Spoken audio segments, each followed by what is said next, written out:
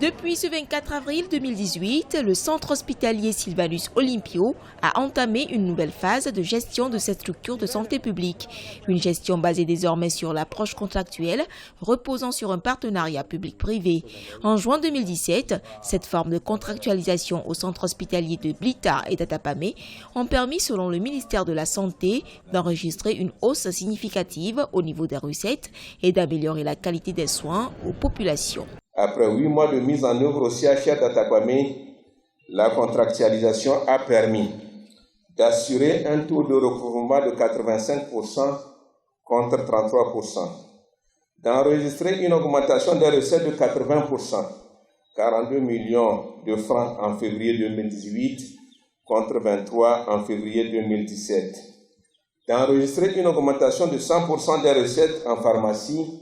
À cette cérémonie solennelle, l'absence du syndicat national des praticiens hospitaliers du Togo, en grève depuis février 2018, était remarquable. Cette approche contractuelle, opérationnelle dans le grand centre hospitalier du Togo, est loin de rassurer.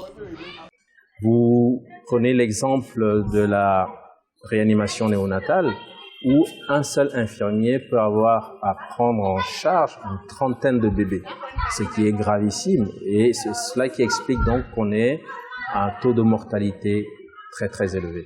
Ce sont donc des situations réelles, des situations d'urgence qui ont amené le SYNFOT à tirer sur la sonnette d'alarme et à prendre des mesures pour ne plus se rendre complice de cette situation. Au CHU Sylvanus Olympio, c'est à la société Credes, rémunérée par l'État, que cette contractualisation a été confiée. Pour le gouvernement togolais, la formation sanitaire garde son statut public, les coûts des prestations sont fixés par l'État. Fort des résultats obtenus lors de la phase pilote, le gouvernement togolais entend mettre le cap sur les centres hospitaliers publics de Sokodé, Kara et d'Apaon dès la semaine prochaine.